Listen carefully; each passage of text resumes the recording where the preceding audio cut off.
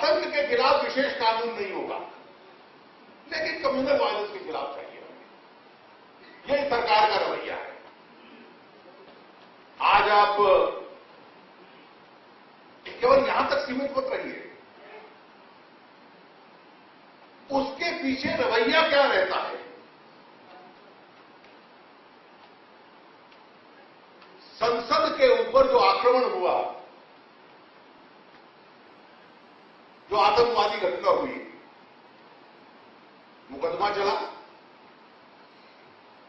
अगर आतंकवादी सफल हो जाते तो शायद इस देश का राजनीतिक नेतृत्व बहुत बड़ी मात्रा में उसको एक दिन में समाप्त कर दिया जाता। वो कोई सांकेतिक हमला नहीं था। It was not a symbolic attack. आप किसी ना किसी कारण से इतना बड़ा आक्रमण हुआ भारत की संसद में, हमारी सेनाएं कितने समय तक सीमाओं पे खड़ी रही उसके बाद, लेकिन आपके हाथ पांव कांप जाते हैं। जो लोग उसके लिए दोषी हैं उनको पूर्ण सजा हम नहीं दे सकते। जो सजा सुप्रीम कोर्ट तक लागू हो गई, उस सजा को कार्यान्वित करने के लिए आपको लगता है कि उसको कार्यान्वित न किया जाए, इसको भी हमने वोट बैंक की राजनीति के साथ की। ये एक परिस्थिति अपने देश में है।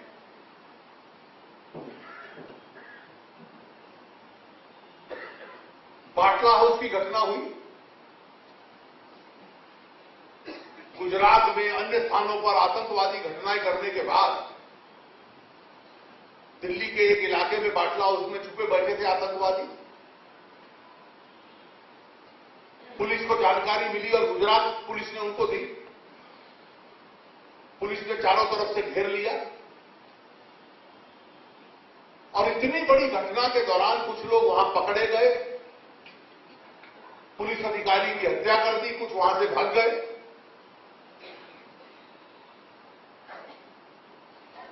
एक विचित्र देश थे हम कि जो दल सरकार में था और उसमें सरकार के मंत्री भी शामिल हैं, शासक दल के पदाधिकारी भी शामिल हैं, वो पुलिस की पीठ थपथपाने के स्थान पर पुलिस के सामने कार्रवाई के सामने प्रश्न चिन्ह लगा दो और जो आतंकवादी वहां पकड़े गए हैं उनके साथ अपनी सहानुभूति दिखानी शुरू कर।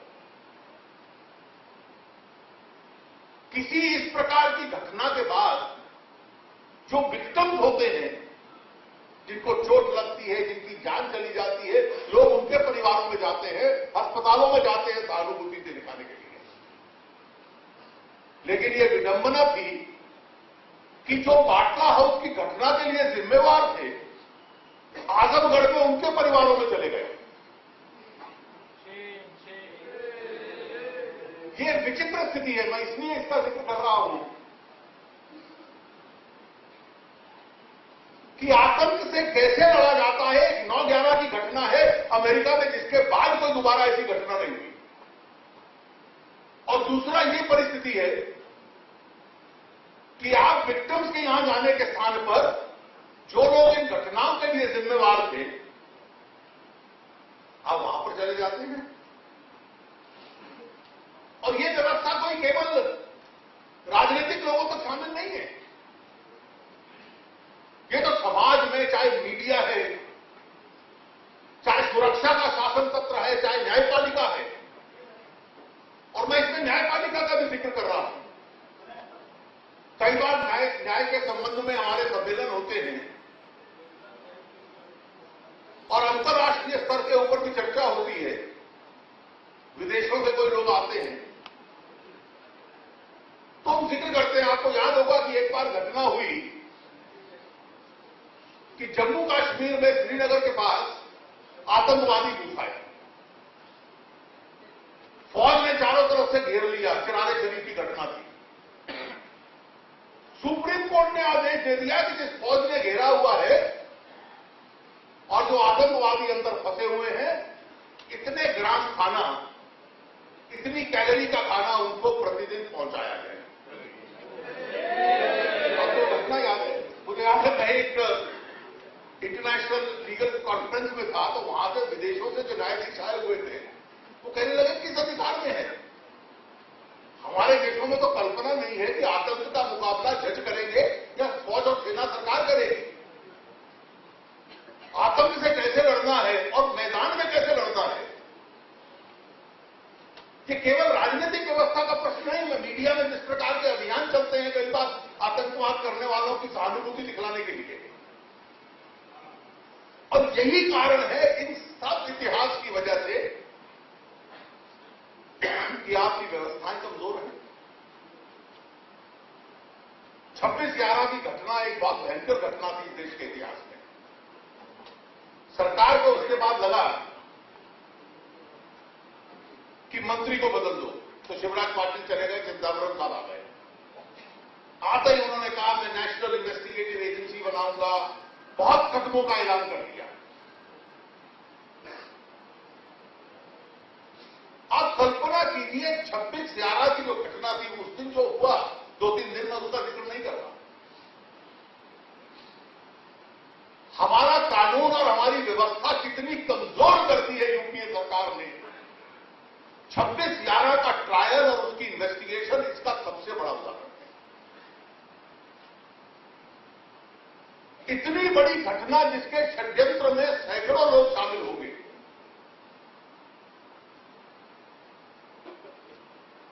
अंत में केवल एक व्यक्ति जो मौके पर पकड़ा गया उसी को सजा।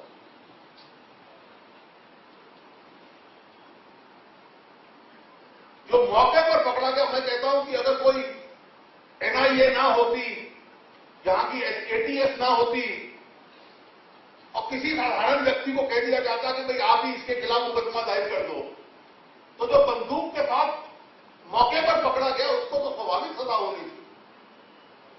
जिसको कैमरा में कैद कर लिया, लोगों को गोली मारता जा रहा था, उससे आगे पूरी इन्वेस्टिगेशन और तफ्तीश करके हमारी इन्वेस्टिगेटिव एजेंसीज आगे तक बढ़ती, हमें कुछ मालूम नहीं। ये जो प्रशंसा करते हैं ना कि शिवराज पाटिल बिल्कुल काबिल नहीं थे, नए वाले बहुत काबिल हैं, आप एक कल्पना करिए कि इतनी बड़ी घटना और सबसे अधिक हमारी इन्वेस्टिगेटिव एजेंसी पहुंच पाई एक व्यक्ति तक जिसकी फोटो कैमरे में भी आई हुई थी, जो मौके के ऊपर हथियार के साथ पकड़ा गया था, जिसकी सजा स्वाभाविक थी।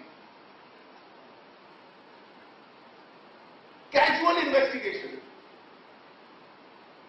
अमेरिका में उस घटना के 1.5 साल बाद वहां की एफबीआई ने कुछ लोगों को पकड़ा, तो अमेरिका की फेडरल ब्यूरो ऑफ इन्वेस्टिगेशन हमें बतलाती है कि इस षड्यंत्र के पीछे तो डेविड हेडली था। तो हमारी एटीएस और एनआईए कह रही थी ये व्यक्ति कौन है, हमें तो पता नहीं है। वो बार बार हिंदुस्तान आता था, यहां बड़े बड़े लोगों के साथ घूमता था, हर मौके का मुआयना करता था, हर जगह पर जाकर रेकी करता था। दूसरा व्यक्ति उन्होंने नाम बताया, राणा था। और इन सबका संबंध लश्कर-ए-तौयबा से था, और लश्कर-ए-तौयबा को जो आदेश मिलते थे, कौन मेजर इकबाल था और ये सारे के सारे आदेश जो मिलते थे वो आईएसआई के माध्यम से मिलते थे। शिकागो के ट्रायल में हमें जानकारी अमेरिका दे रहा है, हमारी अपनी एनआईए और अपनी एटीएस की जानकारी पूछ रही है।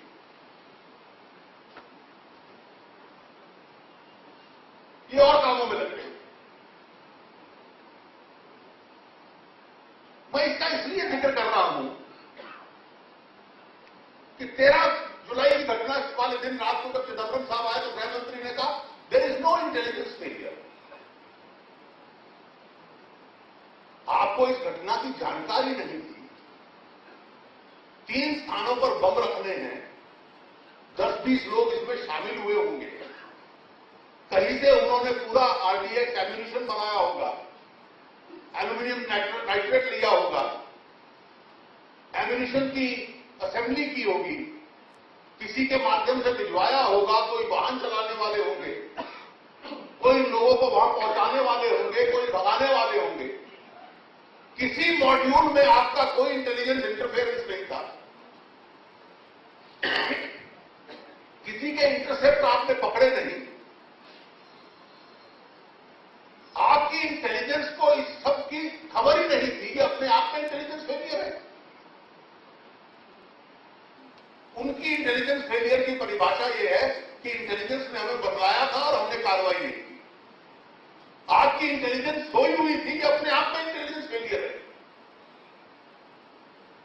कि इतने लोग इस घटना में शामिल हुए होंगे और आपको इसकी जानकारी नहीं है। मैं इन विषयों का जिक्र इसलिए कर रहा हूं कि अगर सच मामले में मुंबई की भावना क्या है, स्पिरिट ऑफ मुंबई क्या है, वो तब होगा कि अगर पूरे समाज में ताकत और शक्ति आएगी कि हम बिना वोट बैंक की राजनीति के जुड़े हुए जितने कदम उठाने हैं उतने हम लोग उठाएंगे आतंक को रोकने के लिए, ताकि आगे कोई घटना न हो पाए। और अगर आपको लगता है कि वोट बैंक के साथ जोड़ना, मैं आपको उदाहरण देता हूं। आजकल एक बहुत बड़ा एक समाचार पत्रों में जिक्र आता है कि गुजरात के पुलिस अधिकारियों ने कुछ वर्ष पहले लश्कर-ए-तौयबा के कोई सक्रिय कार्यकर्ताओं को, जो मुंबई गुजरात में घटनाएं करना चाहते थे, पकड़े, एनकाउंटर हुआ, उनकी मृत्यु हो गई।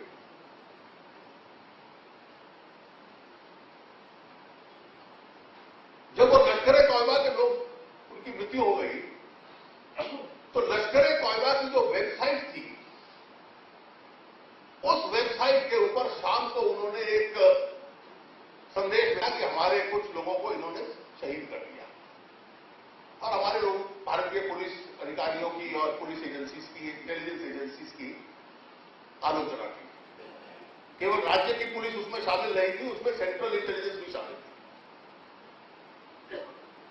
3-4 साल बाद किसी ने केस डाल दिया। केंद्र की जो आईबी है उसने गृह मंत्रालय के माध्यम से एफिडेविट फाइल किया कचहरी में और कहा ये तो लश्कर-ए-तौयबा के लोग थे, यहां पर मारने के लिए आए थे और ठीक इनके साथ इनकाउंटर हुआ, नहीं तो ये मार देते लोगों को। ये सेंट्रल आईबी ने एफिडेविट फाइल कर दिया। कांग्रेस पार्टी ने कहा ऐसा एफिडेविट फाइल कर दोगे तो हमारी वोट चली जाएगी। कोर्ट से अनुमति मांगी, कोर्ट से अनुमति मांगी कि केंद्र सरकार और गृह मंत्रालय अपना एफिडेविट वापस लेगा और कहता है कि हमें कुछ नहीं मानना। मैं इसको सबसे शर्मनाक घटना मानता हूं। न्यायपालिका उपजज ने कहा नहीं, हम तो अब इन्वेस्टिगेट करेंगे। चौथी बार पुनर्गठन हुआ 3 दिन पहले एसआईटी का, जिसको उसका चेयरमैन बनाते हैं वो कहता है धन्यवाद, मुझे नहीं करना, इस काम में मैं शामिल नहीं होना चाहता। अगर इस तरह का रवैया रहेगा शासन का, राजनीतिक दलों का, सरकार का, मीडिया को भी चाहिए प्रश्न पूछे कि क्या घटना थी। किसी मीडिया के मित्र ने आज तक पूछा है कि 26/11 की घटना में अगर हेडली और राणा की जानकारी अमेरिका दे रहा है तो ये एटीएस मुंबई की क्या कर रही थी, केंद्र की एनआईए क्या कर रही थी? इनका गठन किस वजह से किया आप लोगों ने?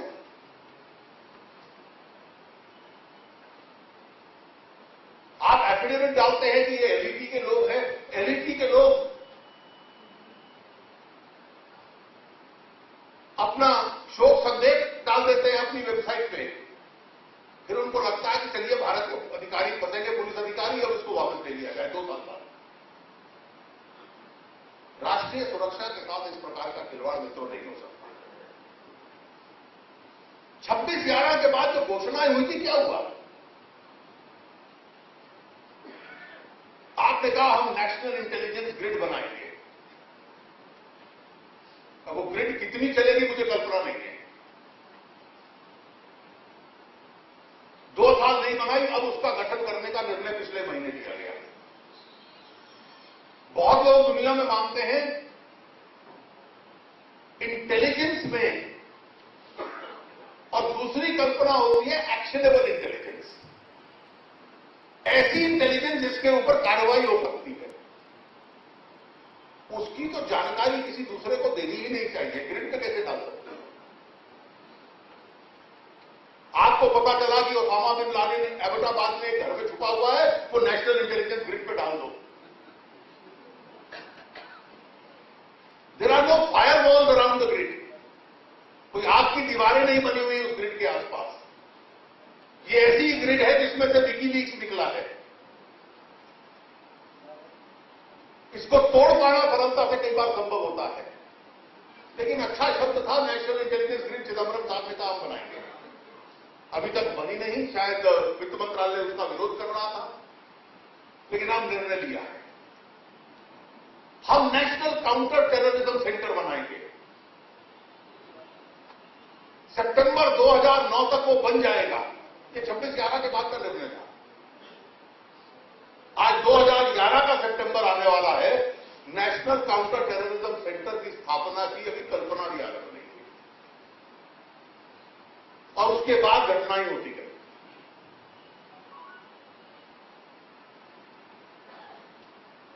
NTRO, national technical research organisation बनाएंगे, बनाई आपने, लेकिन पता चला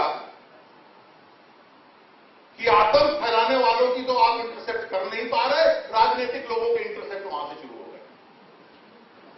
विरोधी पक्ष को छोड़िए, आपके मंत्रिपरिषद के सहयोगियों को शक हो गया कि हमारे यहां भी बगिंग हो रही है।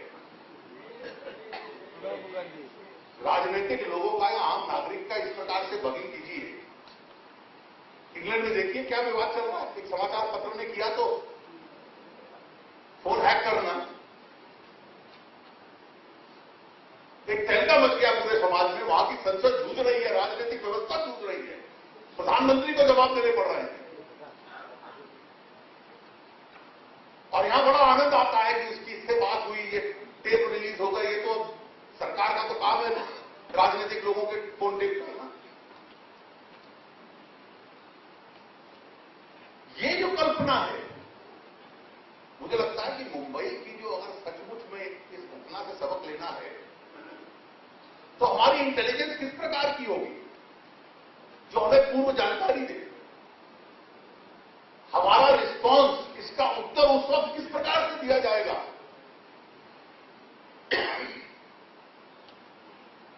जो इमीडिएट रिस्पांस होता है, इन लोगों को सजा करवाने की प्रक्रिया किस प्रकार की होगी कि शीघ्र से शीघ्र सजा भी हो जाए और कार्यान्वित भी हो जाए, और कोई राजनीतिक नेता फिर खड़े होकर इनके समर्थन में न बोले।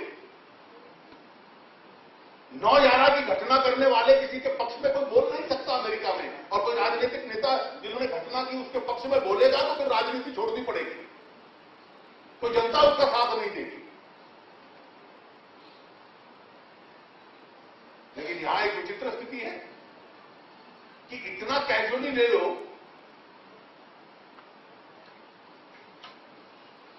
क्या चरित्र है ये जो बयान का भी आप जिक्र कर रहे थे कि ये घटनाएं तो होती रहेंगी, 100 में से कई रोक लेंगे, एक आध हो जाएगी।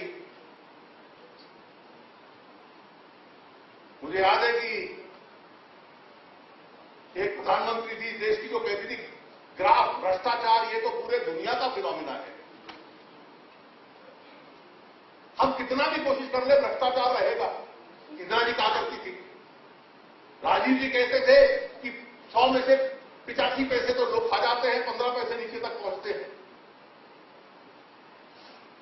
मुझे लगता है कुछ लोगों का गणित उल्टा है, और ये गणित ये एक आध घटना तो होती रहेगी आतंक की, उसके साथ we must learn to live with it. ये जो सोच है कि हम आतंक के साथ जिंदा रहना सीखें, इस सोच को बदलने की आवश्यकता है। और मैं मानता हूं कि सबके साथ साथ अपने देश की विदेश नीति और विदेश नीति का हम प्रयोग किस प्रकार से करेंगे, इसके संबंध में भी सोचना पड़ेगा। इस देश हमारा एक विशेष परिस्थिति है। हमारे पड़ोस में एक ऐसा देश है पाकिस्तान, जिसको दुनिया के आतंकवाद का केंद्र मानते हैं, एपिसेंटर ऑफ ग्लोबल टेरर। पूरी दुनिया में कोई बड़ी ऐसी आतंक की घटना नहीं होती जिसका कोई ना कोई संबंध पाकिस्तान के साथ तार जुड़ा हुआ नहीं मिल जाता। घटना करने वालों में से कोई ना कोई आपको ऐसे मिल जाएंगे जिन्होंने वहां ट्रेनिंग की हो, जहां आके रहने वाले होंगे, वहां से समर्थन मिल रहा होगा। और एक विचित्र स्थिति है, वो विचित्र स्थिति यह है कि एक तरफ वो कहता है कि हम अमेरिका के साथ हैं आतंक के खिलाफ लड़ाई में, लेकिन दूसरी तरफ अमेरिका जिन लोगों के साथ लड़ रहा है आतंक की लड़ाई में, उनका भी साथ पाकिस्तान में देता है।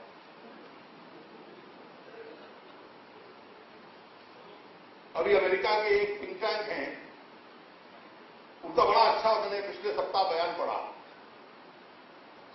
स्टीफन कोहेन का। उन्होंने कहा Pakistan is an ally but not a friend. हमारा गठबंधन है आतंक की लड़ाई में पाकिस्तान के खिलाफ, लेकिन वो मित्र नहीं है।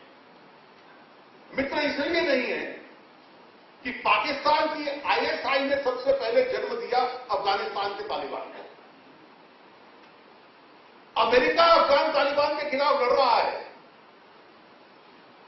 पाकिस्तान उस लड़ाई में उनके साथ है, और आईएसआई अमेरिका के भी साथ है और अफगान तालिबान के भी साथ है। आपने अगर उनसे बातचीत करनी है तो हमारे माध्यम से कीजिए। ईरान से आपका झगड़ा है, इसलिए आपको वहां पर अपनी सेना को कुछ सामान भेजना होगा, तो आपको केवल पाकिस्तान और नॉर्थ वेस्टर्न प्रोविंसेस के माध्यम से भेजना होगा।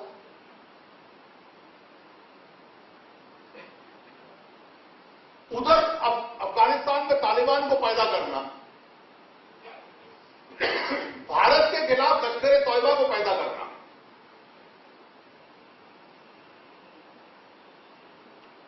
हाल में कई पुस्तकें छपी हैं, और एक तो बहुत ही अडवाणी जी ने अपने ब्लॉग में भी लिखा उसके बारे में। एक अमेरिका के विशेषज्ञ हैं जो पूरा इस क्षेत्र को देखते रहे, उनकी एक पुस्तक हाल में छपी है डेडली एम्ब्रेस, कि किस प्रकार से मुझे लगता है पाकिस्तान का रवैया क्या है, इससे ज्यादा स्पष्टता से किसी ने नहीं लिखा होगा। और एक अमेरिकन लिख रहा है और बुद्धिजीवी जानकार लिख रहा है, जो वहां के शासन की तरफ से इस क्षेत्र के साथ इसका संबंध रहा।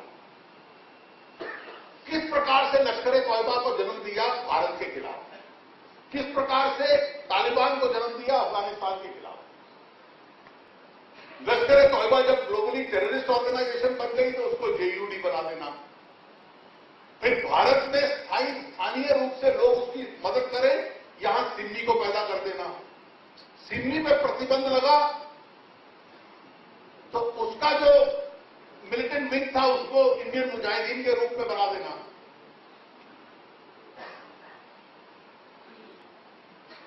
उसकी गतिविधियां आप अध्ययन कर लें। कितने ऐसे बीसियों ब्लास्ट देश में हुए, स्थान स्थान पर जो जाके इंडियन मुजाहिदीन के लोग करते हैं। अब आप वाजपेयी जी की नीति और डॉक्टर मनमोहन सिंह की नीति पाकिस्तान के साथ इस संबंध में क्या है, ये स्पष्ट रूप से देखें। एनडीए की नीति इसमें स्पष्ट थी अटल जी की, कि जब तक पाकिस्तान अपनी भूमि का प्रयोग आतंक के लिए बंद नहीं करेगा भारत के खिलाफ, तब तक आपसे बात करना व्यर्थ है। जनवरी 2004 में वाजपेयी जी का और मुशर्रफ साहब का जो समझौता हुआ, जिसका बयान जारी हुआ कि कंपोजिट डायलॉग तब होगा अगर पाकिस्तान अपनी भूमि से भारत के खिलाफ आतंकवाद का प्रयोग करना समाप्त कर देगा। मनमोहन सिंह जी का पहला बयान आया हवाना में, Pakistan is also a victim of terror, तो उसके सारे अपराधों के ऊपर पानी डोल गया। उसके बाद दूसरा आया शार्म एल शेख में, आतंकवाद रोकने के लिए पाकिस्तान कोई कार्रवाई करता है या नहीं करता, लेकिन बातचीत तो चलती रहनी चाहिए।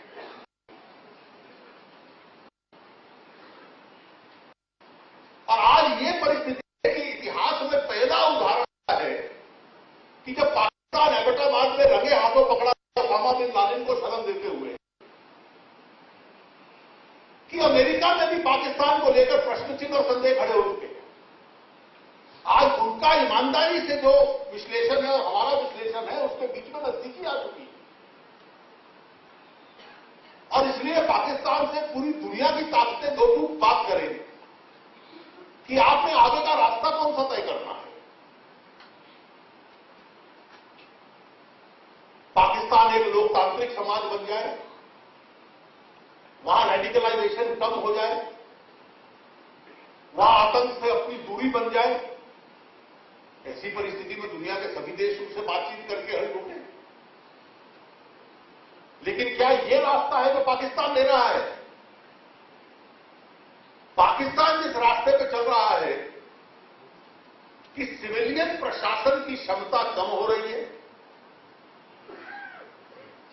उसका पलड़ा सेना और फौज के पक्ष में है।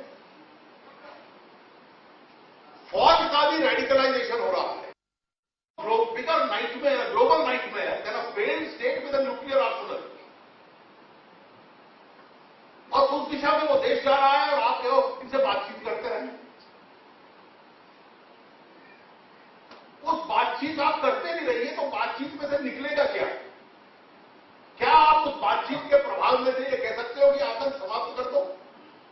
पाकिस्तान कहता था कि हमारे यहां सरकार नहीं करती, शासन नहीं करता, जो प्राइवेट लोग हैं वो करते हैं आतंकवाद, नॉन स्टेट एक्टर्स। एक बहुत बड़ा आर्टिफिशियल डिस्टिंक्शन वो लाए स्टेट एक्टर्स और नॉन स्टेट एक्टर्स के बीच में। और आज एक ऐसी परिस्थिति है कि जो हैडली और राणा के ट्रायल में शिकागो में से बयान निकले, जो एबटाबाद की घटना निकली, उसके बाद स्टेट एक्टर्स और नॉन स्टेट एक्टर के बीच में जो लाइन थी वो अपने आप में मिट गई।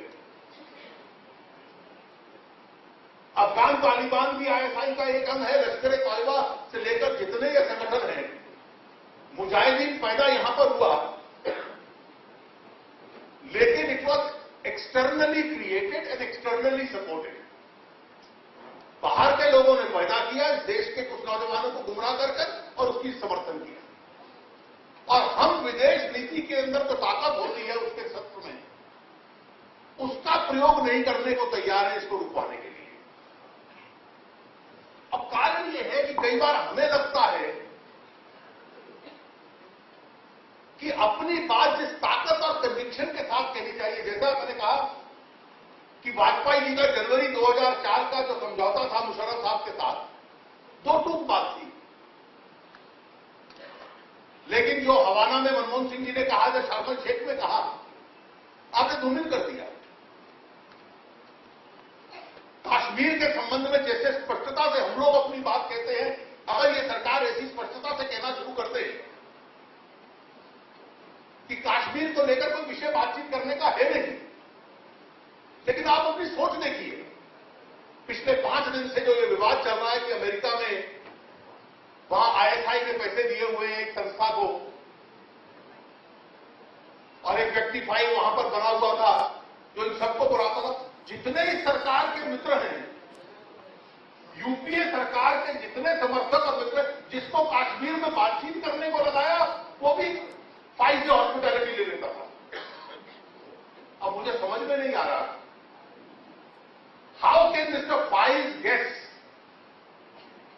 B India's interlocutors on Kashmir?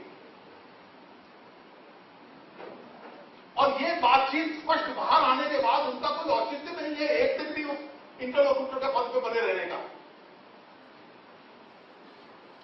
और वो पूरी लिस्ट पढ़ लीजिए, उसमें से सारे आपको बीजेपी की आलोचना करने वाले बीजेपी बेकर्स मिल जाएंगे। और अब मासूम बच्चों की तरह बने कह रहे हैं, हम गए थे, फ्री में टिकट मिलती थी, मजे में होटल में रहते थे, लेकिन हमें पता नहीं था कौन दे रहा है। अगर आपको पता नहीं था तो कम से कम जिनको सरकारी जिम्मेवारियां आपने दी हुई हैं, देश की सुरक्षा और देश के हित के साथ, उनसे ले लो। ये बहुत भोले लोग हैं, ये देश इनके हाथों में सुरक्षित नहीं है। इनको ये भी जानकारी नहीं थी कि इनको टिकट कौन दे रहा है और इनको होटल में कौन ठहरा रहा है। उनके खिलाफ भी कार्रवाई करना इस सरकार के हाथ में नहीं है, वो ताकत नहीं है। केवल इतना नहीं मित्रों,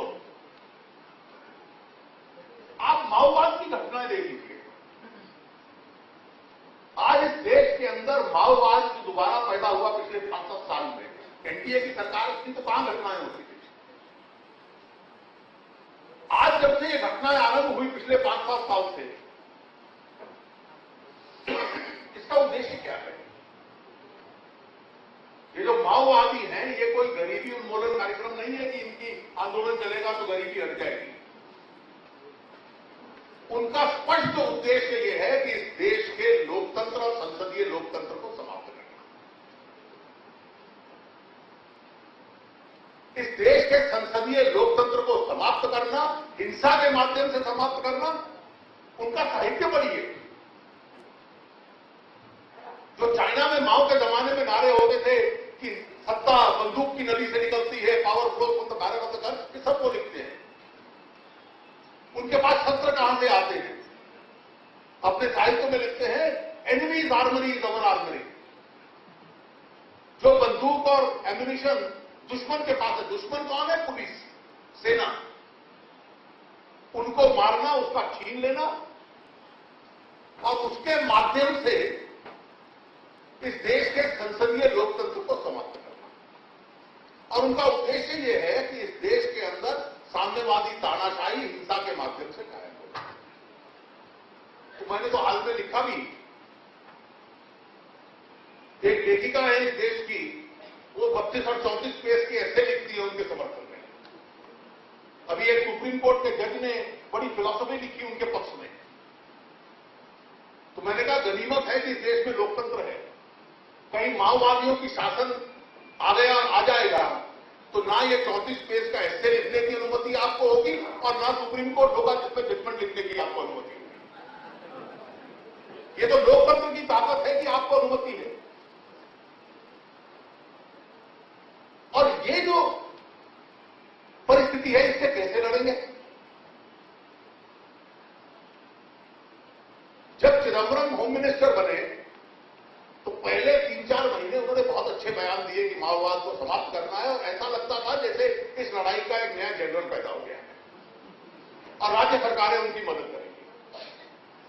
दिग्विजय सिंह ने, मणिशंकर अय्यर ने 2-3 बयान दिए और फिर सोनिया जी ने कांग्रेस संदेश में एक लेख लिख डाला। तो चिदंबरम साहब को भी लगा कि मुझे इस नौकरी पे बने रहना है तो मैं अपनी पार्टी का माहौल समझ लूं। उस दिन से उन्होंने कहना शुरू कर दिया, माओवाद से लड़ना ये राज्यों का काम है, लॉ एंड ऑर्डर तो स्टेट सब्जेक्ट है। तो भाई law and order state subject है तो कम्युनल वायलेंस बिल भी स्टेट सब्जेक्ट होना चाहिए, आप क्यों ला गए हो? और उस दिन से एक विचित्र करनी है और आज उस करनी का असर देखिए। मैं इसलिए इसका राष्ट्रीय सुरक्षा के साथ जिक्र कर रहा हूं, जैसे ये मुंबई घटना का मैंने जिक्र किया है। अब सुप्रीम कोर्ट कहता है कि जो स्पेशल पुलिस ऑफिसर्स हैं, कौन होते हैं ये लोग? जम्मू कश्मीर के अंदर जहां आतंकवाद है, तो पुंछ, डोडा, राजौरी, इन इलाकों में एक संस्था है जिसको कहते हैं विलेज प्रोटेक्शन कमेटी। हर गांव की रक्षा कौन करेगा? तो विशेष पुलिस अधिकार देकर 2 नौजवानों को, 3 नौजवानों को शस्त्र दिए जाते हैं कि आपकी अब जिम्मेवारी, आप पुलिस ऑफिसर हो, इस गांव की रक्षा आप करोगे। पंजाब में केपीएस गिल ने और केंद्र सरकार ने एसपीओ और विलेज प्रोटेक्शन कमेटीज का इस्तेमाल किया। मिजोरम में, नागालैंड में, मणिपुर में इसका प्रयोग हो रहा है। किसी ने इतराज नहीं किया। जैसे टाटा का आरंभ में कोई इतराज नहीं था। जब माओवादियों के सामने भी एसपीओ खड़े हो गए तो पूरे देश के लिए उनको गैर संवैधानिक घोषित कर दिया। मुझे तो वो निर्णय समझ में आया नहीं है। मैं अपेक्षा करूंगा कि सरकार उसमें कुछ ना कुछ सोचे और कार्रवाई करे। कम से कम सभी राजनीतिक दलों से चर्चा आरंभ करे। और कोई संविधान के आधार पर निर्णय नहीं लिखा, वो तो विचारधारा के आधार पर लिखा गया है। ये पहली बार परिस्थिति है कि इस देश का सुप्रीम कोर्ट संविधान को इन्फोर्स करने के स्थान पर आइडियोलॉजी को इन्फोर्स कर रहा है। और मैं यहां नहीं कह रहा हूं, मैंने अपने नाम से इस पर लिखा और देश में कई स्थानों पर वो छपा कि judiciary can't enforce an ideology, it has to enforce the constitution and the law. और आज ये परिस्थिति है कि माओवाद के सामने गांव की रक्षा करने वाले जो नौजवान थे, उनके हाथ से शस्त्र चल गए, सामने शस्त्र के साथ माओवादी खड़ा है और इनको चेतावनी दे रहा है कि हम आपको अंतिम मौका दे रहे हैं, हमारे साथ मिल जाओ, नहीं तो तुम्हें अब समाप्त कर देंगे। अब तो हमारे पास शस्त्र है, तुम्हारे पास नहीं है। मैदान में ये स्थिति पैदा हो गई। मित्रों, मैं इस सबका जिक्र इसलिए कर रहा हूं, आतंक से कैसे लड़ा जाएगा, ये सोच जो बनानी है, इस सोच का निर्माण समाज करना है। अमेरिका में कोई कमजोर पड़ जाए आतंक के खिलाफ, वो राजनीतिक दल कभी राज नहीं कर पाएगा। दुनिया के किसी देश में आतंक के खिलाफ कमजोर पड़ जाए, वो राज नहीं कर पाएगा। यहां पर कमजोर पड़ना, उससे शायद वोट का आकर्षण बढ़ जाए। और राष्ट्र सुरक्षा के विषयों को वोट बैंक के साथ जोड़ देना, और वोट बैंक के साथ जोड़ देना, उसके बाद और उसका असर समाज के कई तत्वों में पड़ता है। और उस सोच में से इस प्रकार के लेखक भी पैदा हो जाएंगे, इस प्रकार के निर्णय भी पैदा हो जाएंगे। मैं ये मानता हूं कि मुंबई के नागरिकों के ऊपर एक दायित्व है। 14 बार आप पे आक्रमण हुआ है और आपको यह तय करना है कि समाज की सोच क्या होगी, राजनेताओं की क्या होगी और समाज का चिंतन क्या होगा। और वो चिंतन तय करेगा कि हमारा इंटेलिजेंस कैसा है, हमारा सिक्योरिटी नेटवर्क कैसा है, हमारा कानून कैसा है, हमारी इन्वेस्टिगेशन कैसी है, हमारी विदेश नीति कैसी है, हमारे कानून की सोच कैसी है। वो बनवा लोगे तो ये आखिरी घटना होगी, और वो नहीं बनेगा और जो चल रहा है वो चलता रहेगा, तो फिर आपको अगली घटना की प्रतीक्षा में बैठना पड़ेगा। इसलिए ये चुनौती है आपके सामने, ये राजनीतिक विचार का विषय है, ये सामाजिक चिंतन का विषय है।